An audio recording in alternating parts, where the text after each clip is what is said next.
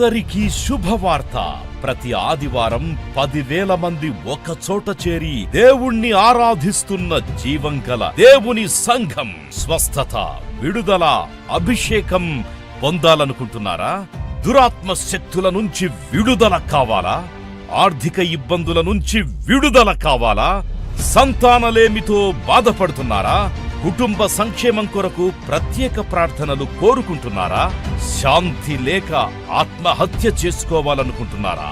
నిజమైన ఖచ్చితమైన వాక్యం చేత బలపడాలని ఆశిస్తున్నట్టయితే రండి. క్రైస్ట్ టెంపుల్ మీ కొరకే.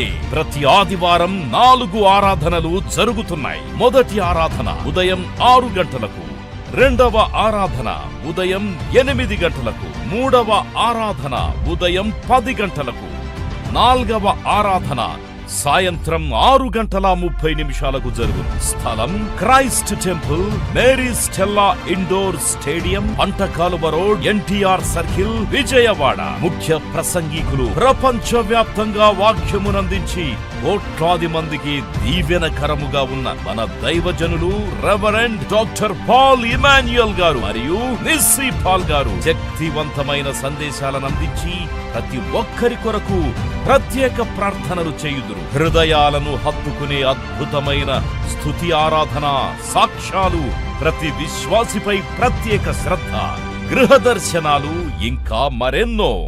ప్రతి ఆరాధనలో 1000 మంది ప్రజలు పాల్గొంటూ ఆత్మీయముగా బలపడుచున్నారు. స్థిరపరచువాడవు, బలపరచువాడవు, పడిపోయిన చోటే నిలబెట్టువాడవు, ఘనపరచువాడవు, హెచ్చించువాడవు, మా పక్షము నిలిచి జయమిచ్చువాడవు, స్థిరపరచువాడవు, బలపరచువాడవు, పడిపోయిన చోటే నిలబెట్టువాడవు, ఘనపరచువాడవు, హెచ్చించువాడవు, మా పక్షము నిలిచి జయమిచ్చువాడవు. ఏమైనా చేయగలవు, కథ మొత్తం మార్చగలవు, నీ నామముకే మహిమంతా తెచ్చుకొందువు. ఏమైనా చేయగలవు, కథ మొత్తం మార్చగలవు, నీ నామముకే మహిమంతా తెచ్చుకొందువు. యేసయ్యా, యేసయ్యా, నీకే సాధ్యము. యేసయ్యా, యేసయ్యా, నీకే సాధ్యము. స్థిరపరచువాడవు, బలపరచువాడవు, పడిపోయిన చోటే నిలబెట్టువాడవు, ఘనపరచువాడవు, హెచ్చించువాడవు, మా పక్షము నిలిచి జయమిచ్చువాడవు.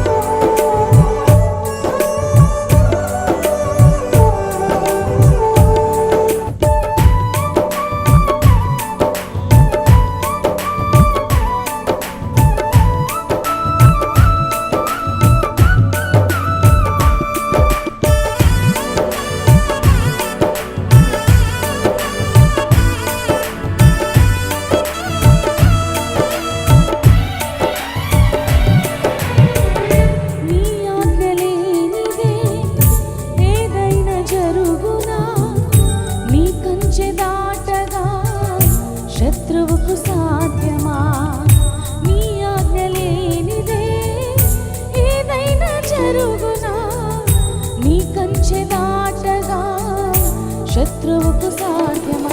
మా దేవా నీవే మా తోడుంటే అంతే చాలును. అపవాది తలచిన కీడులన్నీ మేలైపోవును. మా దేవా నీవే మా తోడుంటే అంతే చాలును. అపవాది తలచిన కీడులన్నీ మేలైపోవును. ఏమైనా చేయగలవు, కథ మొత్తం మార్చగలవు. నీ నామముకే మహిమంతా తెచ్చుకుందువు. ఏమైనా చేయగలవు, కథ మొత్తం మార్చగలవు. నీ నామముకే మహిమంతా తెచ్చుకుందువు. యేసయ్యా, యేసయ్యా, నీకే సాధ్యము. యేసయ్యా, యేసయ్యా, నీకే సాధ్యము. స్థిరపరచువాడవు, బలపరచువాడవు, పడిపోయిన చోటే నిలబెట్టువాడవు. ఘనపరచువాడవు, హెచ్చించువాడవు, మా పక్షము నిలిచి జయమిచ్చువాడవు. ఏమైనా చేయగలవు, కథ మొత్తం మార్చగలవు.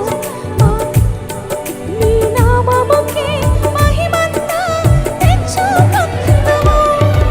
ఏమైనా చేయగలవు, కథ మొత్తం మార్చగలవు. నీ నామముకే మహిమంతా తెచ్చుకుందువు. యేసయ్యా, యేసయ్యా, నీకే సాధ్యము. యేసయ్యా, యేసయ్యా, నీకే సాధ్యము. యేసయ్యా, యేసయ్యా, నీకే సాధ్యము. యేసయ్యా, యేసయ్యా, నీకే సాధ్యము. నీకే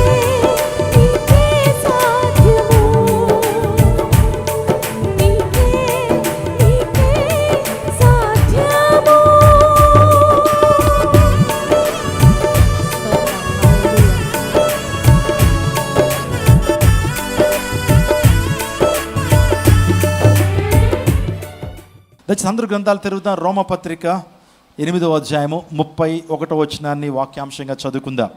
రోమపత్రిక 8వ అధ్యాయం 31వ వచనాన్ని ఈరోజు వాక్యాంశంగా చదువుకుందాం. అపోస్తలుడైన పౌలు రోమా సంఘానికి పత్రిక రాస్తూ 8వ అధ్యాయము 31వ వచనాన్ని చదువుకుందాం. ఇట్లుండగా ఏమందుము, దేవుడు మన పక్షమునుండగా మనకి విరోధి ఎవరు? దేవుడు మన పక్షమునుండగా మనకి విరోధి ఎవరు? చూడండి, ఒక చక్కటి ప్రశ్నతో దేవుడు మనందరినీ ధైర్యపరుస్తున్నాడు. దేవుడు మన పక్షానుండగా మనకి విరోధి ఎవరు? చూడండి, మన ఆధ్యాత్మిక జీవితాల్లో మనం పోరాటం చేయాల్సినటువంటి వారంగా ఉన్నాం. సో యోబు అంటాడు, నరుని కాలం యుద్ధకాలం వంటిది కాదన్నాడు. దావీదు కూడా తన కీర్తనలు రాస్తూ, నా చేతికి నా వ్రేళ్లకు యుద్ధాన్ని, నా చేతులకు యుద్ధమును, నా వేళ్లకు పోరాటమును నేర్పి ఉన్నాం అంటాడు. నిజమే, మనం పోరాటం చేయాల్సినటువంటి వారు ఉన్నాం. సో విశ్వాసంలో మనం పోరాటం చేయాల్సిన వారు ఉన్నాం. బోధ విషయంలో పోరాటం చేయాల్సిన వారు ఉన్నాం. అపవాది శక్తులతో పోరాటం చేయాల్సిన వారు ఉన్నాం. ఇంకా చెప్పాలంటే దేవుని లేఖనం చెప్తుంది, మన జీవితాల్లో దురాత్మ అంధకార శక్తులతో పోరాటం చేయాలి అనే విషయాన్ని జ్ఞాపకం చేసుకున్నాం. యెషయా కూడా ఒక విషయాన్ని జ్ఞాపకం చేస్తూ యెషయా గ్రంథం 54వ అధ్యాయంలో ఆయన అంటాడు, నీకు విరోధంగా రూపించబడిన ఏ ఆయుధము వర్ధిల్లదు. దేవుని భయభక్తులు కలిగిన వారి చుట్టూ ఆయన దూత కావలి ఉండి వారిని రక్షించునని దేవుని లేఖనం సెలవిస్తూ ఉంది. దేవుని బిడ్డలుగా దేవుడు మనకిచ్చినటువంటి గొప్ప ఐడెంటిటీ ఏంటి, దేవుడు మనకిచ్చిన గుర్తింపు ఏంటి అని ఆలోచన చేస్తే, మనము రక్తము చేత కొనబడినటువంటి వారం. మనందరం వీఆర్ బ్లడ్ బాట్, రక్తము చేత మనం కొనబడ్డాం. దేవుడు మనందరినీ రాజులని యాజక సమూహంగా దేవుడు మనం చేశాడు. మనం అపాయింటెడ్ పీపుల్, మనం సెలెక్ట్ చేయబడినటువంటి వారం, నియమించబడినటువంటి వారం, రాజులని యాజక సమూహంగా మనము చేయబడినటువంటి వారం, పరలోక రాజ్య నివాసులుగా దేవుడు మనం చేశాడు. అందును బట్టి దేవుడు మనకిస్తున్న వాగ్దానం ఏంటంటే, నీకు విరోధంగా రూపించబడిన ఆయుధం వర్ధలదు. సాతానుడు మన మీద ఎన్నో కీడులు, ఎన్నో భయంకరమైనటువంటి శ్రమలు, ఇంకో మాటలో చెప్పాలంటే మన యొక్క విశ్వాస రంగంలో మనల్ని వెనుకకు తీసుకువెళ్ళాలని, ఆత్మీయ పరుగులో మనం ముందుకు వెళ్లకుండా మనల్ని ఆపాలని నిత్యము ప్రయత్నం చేస్తుంటాడు. వాడి యొక్క గురి ఎవరి మీద అంటే, ఎవరైతే ఆత్మీయంగా ఎదుగుతున్నారో, ఎవరైతే ప్రభు పరిచయలో వాడబడుతున్నారో, దేవుని కోసం ఎవరైతే జీవిస్తున్నారో వారిని టార్గెట్ చేస్తాడు. వారిని ఎలాగైనా సరే నిరుత్సాహపరచాలి, ఎలాగైనా సరే ఆత్మీయ పరుగులో వారిని వెనుకకు తీసుకువెళ్ళాలనేటువంటి ఆలోచనతో వాడు ఉంటాడు. అలాంటప్పుడు వాడి యొక్క భయంకరమైనటువంటి శోధనలు, భయంకరమైనటువంటి ఆ ఉప్పెనలు, ఇంకో మాట చెప్పాలంటే వాడికి ఉన్నటువంటి బలీయమైనటువంటి అస్త్రాల నుంచి మనం విడుదల పొందాలంటే దేవుని యొక్క శక్తి, ప్రార్థనా శక్తి మనం కలిగి ఉండాలి. ప్రార్థనా శక్తి మనం కలిగి ఉన్నప్పుడు నిజంగా దేవుని యొక్క ప్రభావవంతమైనటువంటి జీవితాన్ని మనం జీవించగలుగుతాం. దేవుని కొరకు మనం నిందారహితులుగా బ్రతకగలుగుతాం. అందును బట్టి ప్రార్థన మన జీవితాల్లో గొప్ప శక్తినిస్తుంది. Prayer brings great revival in the churches. ప్రార్థన మందిరాల్లో గొప్ప ఉజ్జీవాన్ని తీసుకొస్తుంది. కాబట్టి ఈ ప్రార్థనా గదిలో, ఈ యొక్క ప్రార్థనా సమావేశాలు మనందరూ ఉన్నప్పుడు మరొకసారి మనందరం హెచ్చరింపబడుతున్నాం. మనతో ప్రార్థనలో ఇంకేమవ్వాలి? వర్ధిల్లాలి, ప్రార్థనలో ఎదగాలి, ప్రార్థనలో ఇంకా మన మోకాలను సడలింపు చేసుకుని దేవుని కొరకు, ఆ తర్వాత అనేక నశించిపోతున్న ఆత్మల కొరకు మనము ప్రార్థనలో పోరాడేటువంటి వారుగా మనం ఉండాలి. ఎస్తేరు గురించి ఆలోచన చేస్తున్నప్పుడు ఆ జాతి మీదకి భయంకరమైనటువంటి శ్రమ వచ్చింది. హామాన్ అనేటువంటి వ్యక్తి ఇశ్రాయేల్ సమాజాన్ని టోటల్గా నాశనం చేయాలని, అసలు భూమి మీదే ఇశ్రాయేల్ జాతి ఉండకూడదని ఈనాడు మాత్రమే కాదు, ఆనాడు కూడా చాలామంది ప్రయాసపడ్డారు. వారిలో ప్రాముఖ్యంగా చెప్పాలంటే హామాన్ అనేటువంటి దుష్టుడు. కానీ ఆ టైంలో ఎస్తేరు చేసిన బలీయమైన ప్రార్థన, ఎస్తేరు చేసినటువంటి కన్నీటి ప్రార్థన, ఎస్తేరు చేసిన ఉపవాస ప్రార్థన వారి యొక్క సమస్య నుంచి వారు విడుదల పొందేలా గొప్ప కార్యాన్ని దేవుడు జరిగించాడు. ప్రార్థన ద్వారా దేవుడు సమస్యలను ఏం చేస్తాడు? సమస్యలను పరిష్కరిస్తాడు. ప్రేయర్ అనేటువంటిది పరిస్థితుల్ని మారుస్తుందనే విషయాన్ని మీకు జ్ఞాపకం చేస్తున్నారు. 50 మూరల ఉరికంబాన్ని త్రవ్వాడు ఎవరు? హామాన్. కానీ ప్రార్థన ఏం చేసిందంటే, వారి మీద శత్రువు చాలా భయంకరమైనటువంటి పన్నాగాన్ని పనితే ఆ కుట్రను, లేకపోతే ఇంకో మాటలో చెప్పాలంటే వారికి విరోధంగా రూపించబడిన ఆయుధం కూడా వర్ధిల్లకుండా దేవుడు జయ జీవితాన్ని ఇశ్రాయేల్ జాతికి, ఎస్తేరుకి, అదే రీతిగా మొర్దెకైకి ఇచ్చినట్లుగా మనం చూస్తూ ఉంటాం. మొర్దెకై గురించి మొన్న ఆదివారం మనం ధ్యానం చేశాం. మొర్దెకై యూదుడు, నేను యూదును కనుక ఆ కార్యం నేను చేయజాలను అన్నాడు. అందుని బట్టి మనం కూడా క్రైస్తవులుగా ఉన్నప్పుడు కొన్ని కార్యాలు మనం చేసేటువంటి వారికి ఉండటానికి వీల్లేదు. దేవుని కొరకు మాదిరికరమైన జీవితాన్ని మనం జీవించాలి. చూడండి, ప్రపంచంలో ఒక ప్రత్యేకమైన సిద్ధాంతం ఉంది. దాన్ని యాంటీసెమిటిజం అంటారు. యాంటీసెమిటిజం అంటే యూదుల మీద పగ, యూదుల మీద ద్వేషం, యూదుల మీద భయంకరమైన హేట్రేట్ని పెంచుకునేటువంటి వారిని పెంచుకోవటాన్ని ఏమారంటే యాంటీసెమిటిజం అన్నారు. మీరు చాలామంది రష్యాలో కావచ్చు, జర్మనీలో హిట్లర్ అంటే నియంత ఉన్నాడు. అతను కూడా యాంటీసెమిటిజంని కలిగి ఉన్నటువంటి వాడు. 60 లక్షల మంది యూదుల్ని గ్యాస్ ఛాంబర్స్లో వేసి చాలా భయంకరమైన రీతిలో భయంకరమైనటువంటి మారణ హోమాన్ని సృష్టించినటువంటి హిట్లర్ కూడా యూదా జాతికి వ్యతిరేకంగా కార్యాలు చేశాడు. ఆ తదుపరి మరొక వ్యక్తి కూడా ప్రపంచానికి వచ్చాడు. ఆ వ్యక్తి పేరు జోసెఫ్ స్టాలిన్. ఆ వ్యక్తి కూడా యూదా జాతిని మొత్తం సంహరించాలని ప్రయాసపడ్డాడు. కానీ వారికి విరోధంగా రూపించబడిన ఆయుధాన్ని దేవుడే త్రిప్పికొట్టాడు. ఏ రోజైతే జోసెఫ్ స్టాలిన్ అంటే ఆ భయంకరమైన క్రూరుడు యూదుల్ని చంపేయాలనుకున్నాడో ఆ ముందు రోజే ఆ వ్యక్తికి కార్డియాక్ అరెస్ట్ అయి చచ్చిపోతాడు. చచ్చిపోయిన తర్వాత అతను ఫినరల్ కార్యక్రమాన్ని జరిగిస్తున్నప్పుడు ఇశ్రాయేల్ దేశంలో అదే రోజున ఇశ్రాయేల్ పూరీము పండుగను వారు ఆచరించారు. What a great coincidence it was. ఎంత గొప్ప కోయిన్సిడెన్స్ అంటే ఆలోచన చేయండి. ఇశ్రాయేలీలు విడుదల పొందినప్పుడు, హామాన్ అనేటువంటి భయంకరమైనటువంటి వ్యక్తి చేతి నుంచి ఇశ్రాయేల్ విడుదల పొందినప్పుడు ఇశ్రాయేల్ అందరూ కృతజ్ఞతగా ఒక పండుగను ఆచరించారు. ఆ పండుగ పేరు పూరీము.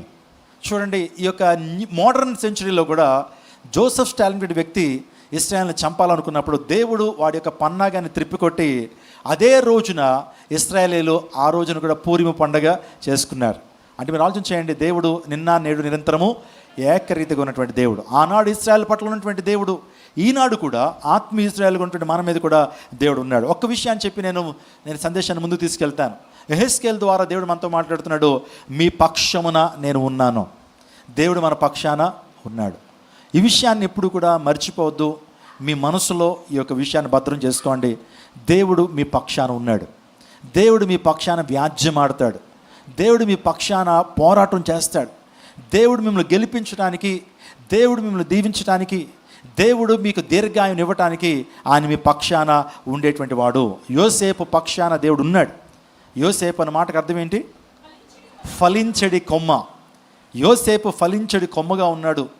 దేవుడు యోసేపు పక్షాన ఉన్నాడు కాబట్టి ఎన్నో అమంతరాలు, ఎన్నో సమస్యలు వచ్చినప్పుడు కూడా యోసేపు ఉన్నతమైనటువంటి స్థానానికి రాగలిగాడు.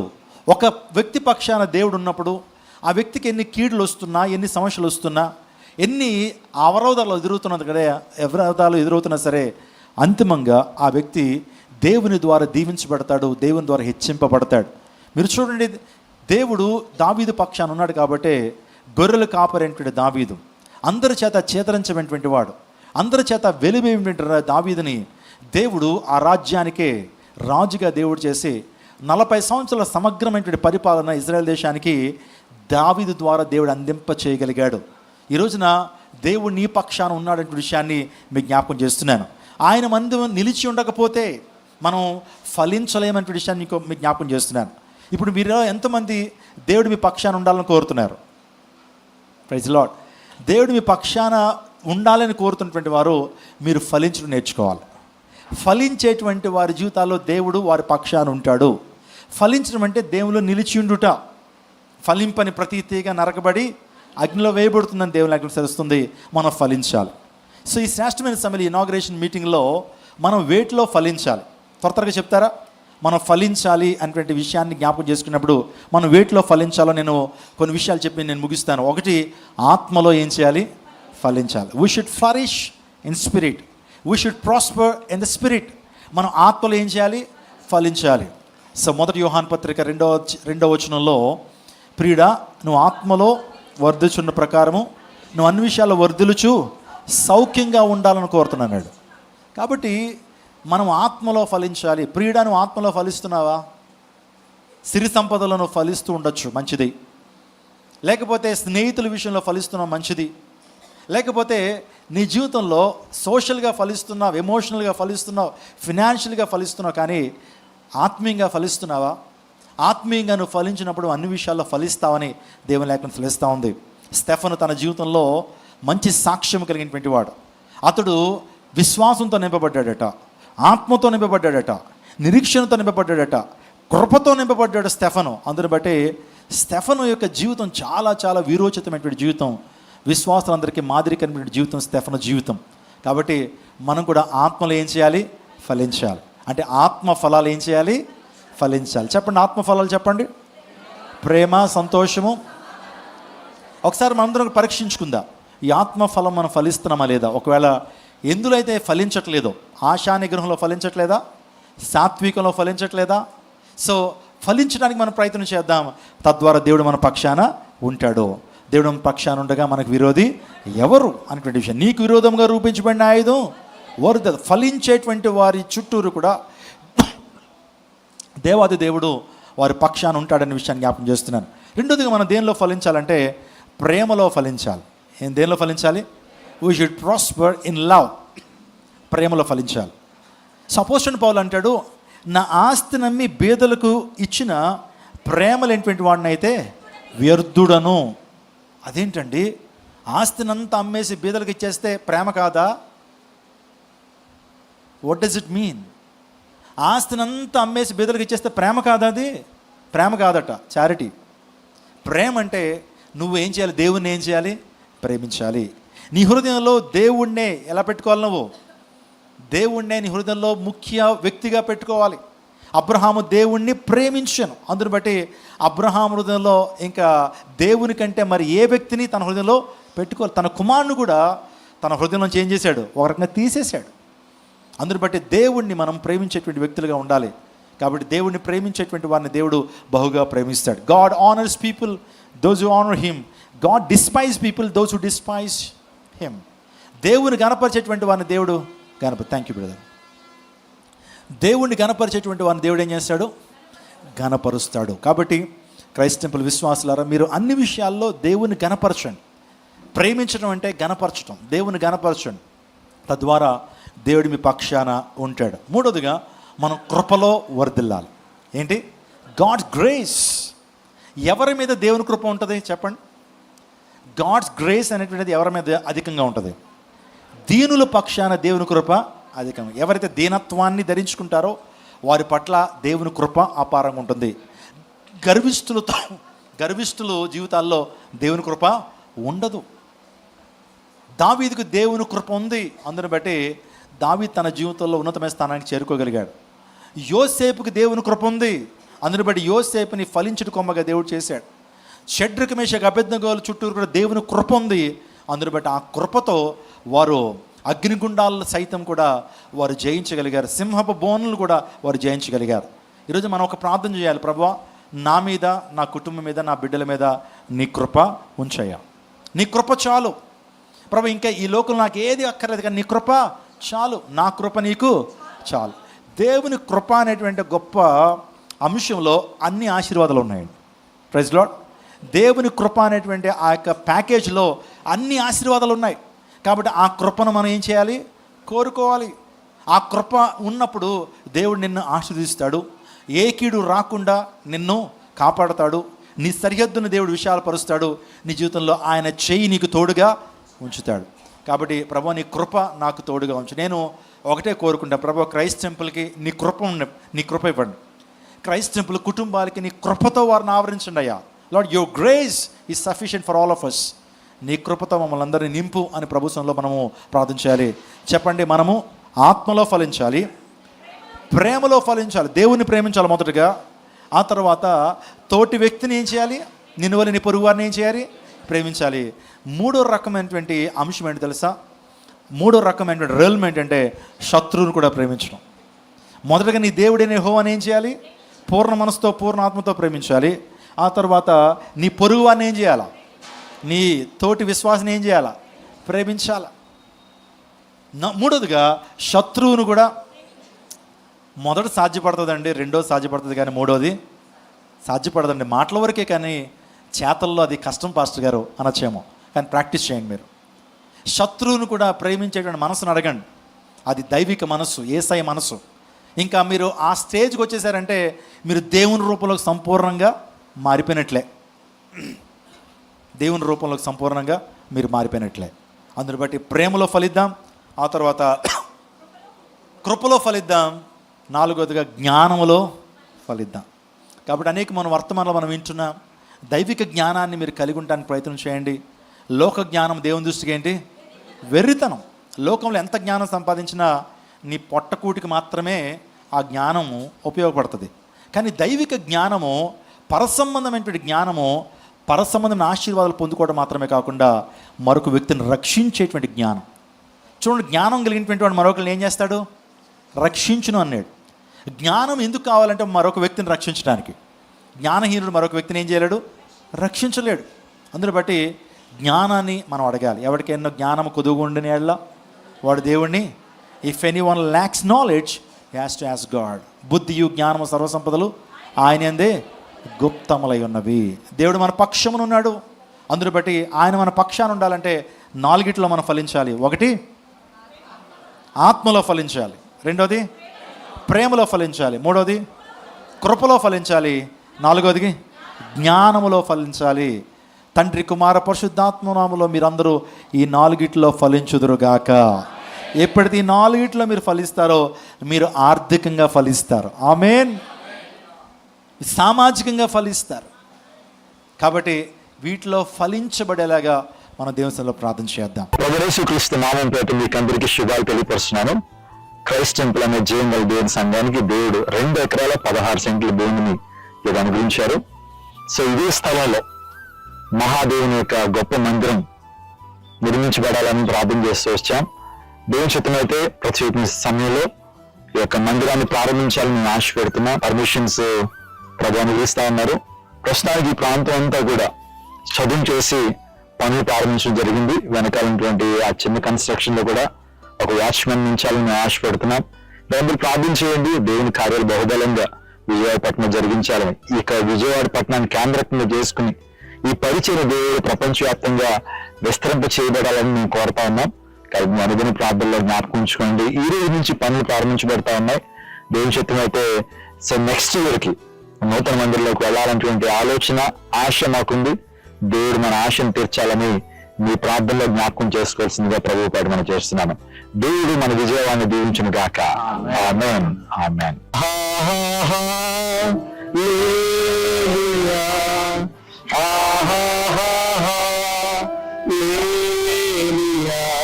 ఇక మధ్యాహ్న కాల సంఘంలో ప్రభు మనందరినీ ఏక కుటుంబీకులుగా క్రైస్ట్ టెంపుల్ సంఘ విశ్వాసులుగా ఈ ప్రాంతాన్ని నడిపించారు. ఒక నిర్మాణం జరిగించాలని పర్మిషన్స్ కోసం ఆల్రెడీ అప్లై చేస్తాం తండ్రి. వాటిని మీరు ఇస్తున్నారు, మీకు స్తోత్రాలు. మీ చిత్తమైతే ప్రభు ఈ రోజు ఈ యొక్క ప్రాంతం అంతా కూడా మేము చదువు చేస్తున్నాం. ఈ ప్రాంతంలో ప్రార్థన చేస్తున్నాం. అధికారులతో మీరు మాట్లాడండి, ప్రజా పరిపాలకులతో మీరు మాట్లాడండి. ఈ ప్రాంతం అంతా మీ మహిమతో నింపండి. మీకు స్తోత్రాలు తెలియపరుస్తూ మీకే మహిమ తెలుస్తూ యేసు శక్తి కలిగిన నామములో వేడుకుంటున్నాం తండ్రి. సకల ఆశీర్వాదాలకు కారణభూతుడైన మీ ఘనమైన శ్రేష్టమైన నామానికి వేలాది వందనాలు, స్తుతులు, స్తోత్రాలు చెల్లిస్తున్నాము ప్రభా. ఒక సొంత స్థలంలో మందిరం ఉండాలన్న ఆశ మేము కలిగి ఉండగా మీరు ఇచ్చిన ఈ అద్భుతమైన సమయమును బట్టి, స్థలమును బట్టి మీకు స్తోత్రాలు ప్రభా. అయ్యా, ఇది మా అందరికీ సమృద్ధిగా ప్రభనైనా నీ మందిరం కట్టబడి నిన్ను స్వేచ్ఛగా ప్రభ మేము ఆరాధించేటకు కృప చూపించండి. స్తుతించి ప్రార్థించడి వేడుకుంటున్నాము తండ్రి. దేవుని నామానికి మహిమ కలుగును గాక. ఇప్పటివరకు ఈ ప్రాంతంలో ప్రార్థన చేశాం. దేవుని యొక్క మహిమ ఈ ప్రాంతానికి దిగి వచ్చిందని నేను నమ్ముతున్నాను. అతి త్వరలో ఈ ప్రాంతంలో చర్చ్ మాత్రమే కాదు, ఒక ఆర్ఫనేజ్, ఒక శ్రేష్ఠ ఫౌండేషన్ లో బిల్డింగ్, ఆ తర్వాత ఒక వంటశాల, ఒక డైనింగ్ హాల్, ఇంకా అనేకమైనటువంటి ప్లాన్స్ ఉన్నాయి. కాబట్టి మీ అందరూ ప్రార్థన చేయండి. మీ అనుదిన ప్రార్థనలో దయచేసి ఈ క్రైస్ట్ టెంపుల్ ని దాని నిర్మాణం జ్ఞాపకం చేసుకోవాల్సిందిగా ప్రభుత్వం చేస్తున్నాను. ఒకవేళ నేను ప్రేరేపించినట్లయితే ఈ మందిర నిర్మాణం కొరకు మీ యొక్క విరాళాన్ని ఇవ్వదలిచినటువంటి వారు కింద నెంబర్కి మీరు కాల్ చేయొచ్చు. మా సిబ్బంది మీతో మాట్లాడతారు. లేకపోతే మీరు ఈ ప్రాంతానికి వచ్చి ఈ ప్రాంతాన్ని చూచి మీ యొక్క ప్రత్యేకమైన ఆఫరింగ్ ని, మీ యొక్క ప్రత్యేకమైన విరాళాన్ని మందిర నిర్మాణం కొరకు మీరు ఇవ్వచ్చు. దయచేసి ఈ విషయాన్ని మీ యొక్క అనుదిన ప్రార్థన జ్ఞాపకం చేసుకోవాల్సిందిగా ప్రభువు ప్రకటన చేస్తున్నాం. దేవుడు మన విజయవాడ పట్టణాన్ని దీవించును గాక. దేవుడు మన భారతదేశాన్ని దీవించును గాక. ఆమేన్.